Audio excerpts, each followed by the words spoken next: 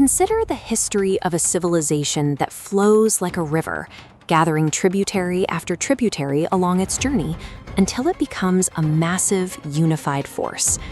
In India, this tradition is known as Sanatana Dharma, the eternal order. It is a civilizational journey that never relied on a single founder, a fixed starting date, or a centralized rulebook. Instead, it thrives as a decentralized ecosystem of ideas. For thousands of years, it has survived by inviting local traditions, tribal lore, and diverse philosophies to join its current. This constant ability to adapt is exactly why it remains the world's oldest living religion. It stays relevant because it is fluid, moving with the people who practice it. We can trace the physical path of this river back 4,000 years to the Indus Valley. Looking at this massive, mound-shaped structure and complex brick ruins around it, we see one of the most advanced urban cultures of the ancient world. These excavated rectangular pits were fire altars.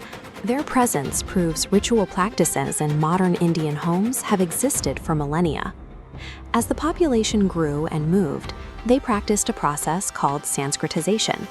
This was an organic way of taking local village deities and indigenous lore and weaving them into a larger, shared cultural framework. Rather than erasing local identities, this grand synthesis allowed hundreds of different groups to find common ground, eventually forming a unified cultural identity across the subcontinent. This civilization's library is vast, but it is organized into two clear categories: the Shruti, which are revealed eternal truths, and the Smrti, which are the epic stories and histories that people remember and retell. The Shruti, the Vedas, are the source code. These ancient manuscripts are revealed truths describing the patterns of existence. These focus on precise laws of geometry, sound, and logic, teaching that by studying these predictable patterns, we can better understand the divine. Because these sacred texts encouraged the use of logic to understand the physical world, they provided a natural home for scientific inquiry. If the material world was a reflection of the divine, then investigating medicine or the stars was a form of worship. This mindset led to the work shown in this diagram. In the 5th century, the mathematician Aryabhata used these logical frameworks to calculate the area of a triangle and derive a value for pi accurate to 4 decimal places. In this tradition, there is no wall between faith and facts. Interrogating the physical universe is simply a different way to seek the same truth. To understand how they view God, look at a glass prism. It takes a pure beam of light, revealing the thousands of colors inside.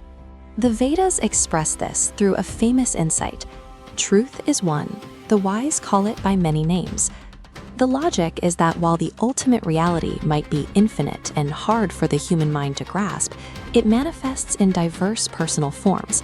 This allows every individual to find a specific color or deity that speaks to their own heart. This perspective makes the concept of religious intolerance completely impossible. If every path is just a different color from the same prism, then every individual's spiritual journey is equally valid.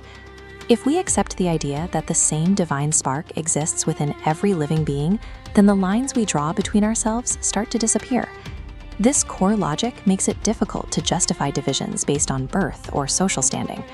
This leads us to the radical ancient ideal of Vasudeva Kutumbakam, the Sanskrit realization that the world is one family. This isn't just an abstract hope, it is a guiding principle for the modern state. You can find this phrase engraved at the entrance of the Parliament of India, acting as a constant reminder for those in power. We see it in action here at the G20 summit. Modern leaders use this ancient wisdom to frame global challenges like climate change, reminding us that these aren't just political problems, they are family problems. The ultimate goal of this philosophy is global solidarity. It teaches that human progress only happens when we protect the spark of life that exists in everyone. You can clearly see this ancient philosophy being practiced every single day along the banks of this sacred river. People come here to intentionally connect their own personal, everyday lives to the much larger flow of the natural world. It is common to hear the prayer, Sarve Bhavantu Sukhina, may all beings be happy. It is an open invitation to look past our own immediate needs and wish well-being upon the entire vast cosmos.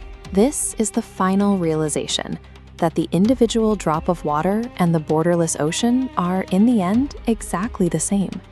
The eternal Dharma continues to flow today because it reminds us that the truth is vast enough to include every one of us.